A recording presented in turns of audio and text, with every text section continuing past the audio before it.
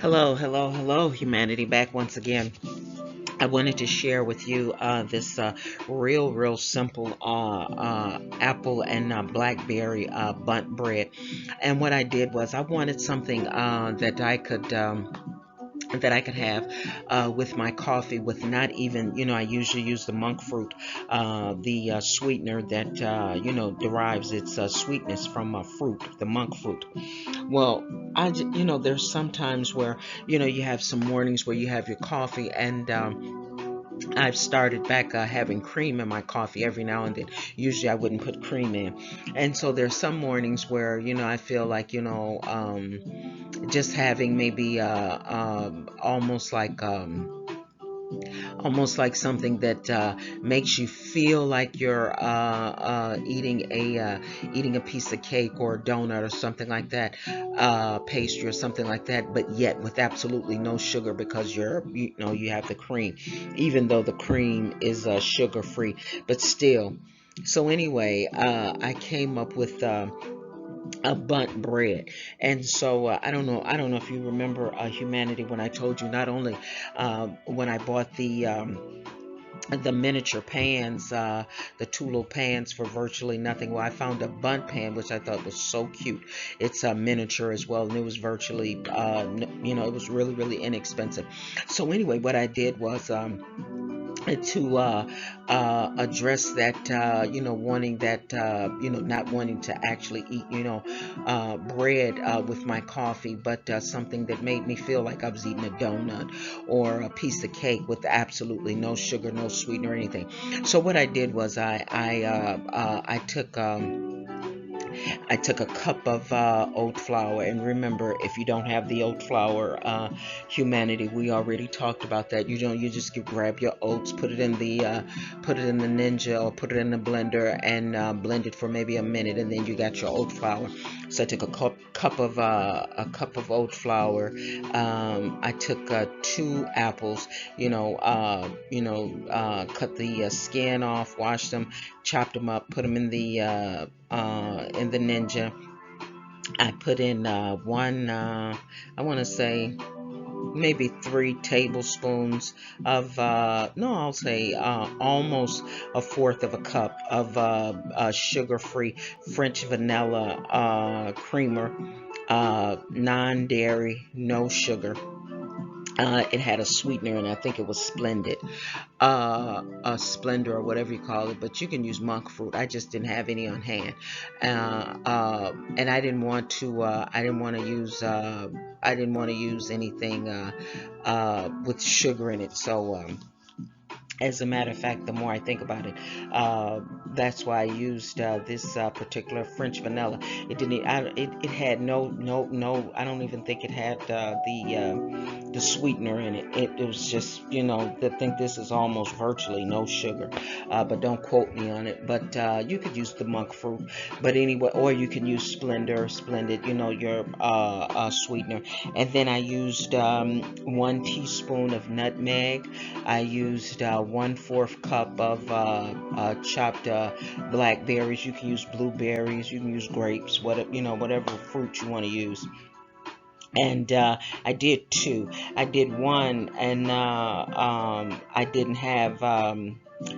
There was some. I think I didn't have cinnamon or nutmeg, but I used 1 tablespoon of turnip, mashed turnip. I know you're thinking. I know what you're thinking, but you would be surprised just how delicious it was. But anyway, I used the blackberries. I used 1/4 cup of blackberries. I used 2 apples shaved, and maybe a tablespoon of water. I put that in the Ninja because you don't want to mess your blades up. I blended that to almost, well, actually to a puree. And then I added the blackberries. And then I poured all that in the bowl, and I put in, like I said, I put in 1 cup of oat flour. I put in 1 tablespoon of the nutmeg, and like I say, you can use cinnamon if you'd like. Then I used the almost 1/4 cup of the French vanilla, no sugar, no, non-dairy. And then I used just a pinch of salt, and I think I put in maybe about I want to say maybe about a tablespoon of water. But if you find that it's still kind of thick, you can add a little bit more water until you get a pancake consistency, and you just pour that over in the Bundt cake. Preheat your oven to 375. Oil your pan. Now these measurements are for a very small pan. So if you find that you don't have a small pan on hand, that will still be just perfect for a loaf pan. Now anything beyond that, I haven't measured that out, so I don't know what that would look like in a cake pan, and it would probably just give you one layer. So and then that would defeat the purpose, because it's supposed to be a bread. It's supposed to be a fruit bread in actuality. So anyway, I baked that for maybe about, I think I'm going to say maybe about 12 to 15 minutes, but depending on your oven, your tester, you put a fork or a spoon or something down in the bread, and if it comes up wet, you need to put it in, probably leave it in for maybe about another 10 minutes. If it comes up dry, you're good to go.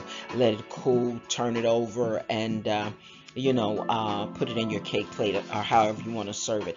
What I did do, I had my sugar-free day with the bread, and then there was another day where I had Cool Whip sugar. Excuse me, humanity, where I had the sugar-free Cool Whip.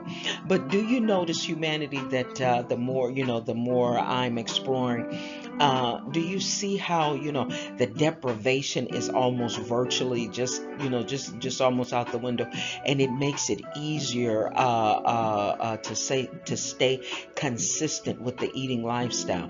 It makes it easier for your mentality to change, because when you start eating sandwiches that are comprised of nothing but turnips, and they're seasoned, and then your breads are no yeast, no sugar, and when you're eating, I made a wonderful stir fry, and I added just a teaspoon of polenta. And the polenta, that's just like just like grits, right? Well, I didn't put it, I put maybe about a teaspoon of water in, and the stir fry with the grits and the teriyaki sauce, you would be surprised. And just having that kind of versatility, as opposed to having a lifestyle where the only way you can lose weight, or the only way that maybe you're having problems with your stomach, where a lot of foods just really really bring you problems, and this, that, and the other. But you're eating a lot of oats, you're eating turnips, you're eating mushrooms, you're eating chickpeas if you can have them. Just cauliflower, deep fried cauliflower, deep fried, just so many alternatives, and you're not left out. You're not watching other people. Tonight I made a butternut squash spaghetti, and I chopped up, I let it marinade in some chipotle, Mrs. Dash chipotle, some black pepper, and garlic powder, and I just let that sit for an hour, and then I went and I sauteed it for maybe about a minute. I'm gonna come back with the recipe, and then I put in some kale, chopped up some kale, put some tomatoes in, and put my sauce in, and some more seasonings and that and what have you later when I prepared it, but just letting it marinate. But I'm saying all that to say, when you've had such a struggle with food, or if you're still having a struggle with food, because like I say, I get reckless all the time.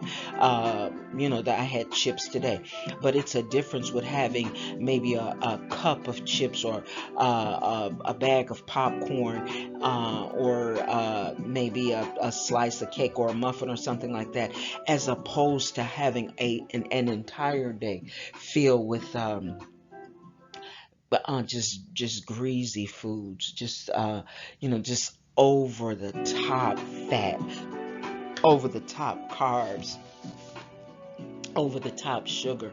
And some of you all don't have a problem with with your weight. It's just that eating a lot of foods now, maybe you've gotten older, or maybe you're just you have a lot of sensitivities to various foods, and just being feeling like you're just being locked out of eating and enjoying certain food. I love food. I have to tell you the truth, humanity, seriously. I mean, I love food so much to the point where I like looking at it. I love recipes. I love to look at people eating food. I know that's horrible, right? But the truth is the truth. To thy own self be true. Okay, humanity, I've talked too much. I'm going to try to come back with the butternut squash spaghetti, and then I did a real nice appetizer. I wasn't really hungry, as a matter of fact, I was stuffed. And then later on, I knew I would be hungry, and I didn't want to eat a meal, so I just wanted a simple appetizer. And I just all I did was I took some cream cheese, I took some block cheese, and I'm coming with an all natural cheese because I'm consuming too much cheese in my recipes as well. But for right now, I'm working my way through. But anyway, and then a lot of people, they do that. I put pizza sauce, oregano, and a lot of people, they put the cheese and the sauce and they put it in the microwave. But you know what I did, humanity? I put a half a teaspoon of oat flour within this dip, and you would be surprised the difference it made. I'm sure you could do the same thing with almond flour as well. But anyway, I'm gonna bring that recipe back. I don't know if I'm gonna bring that today, but just stay mindful that appetizers, they take you a long way as well too. Because last night I put together I did a stir fry with mustard and what else did I put? I think I put beets, kale. There was something else. I'll bring that recipe to you, but it was really really good, and it was comprised of nothing but vegetables, no sugar, no yeast, no salt. It just it's really really nice to be able to have foods that bring me satiety, and I'm just, like I said, I'm just not consuming all of that stuff. I know I'm going too far.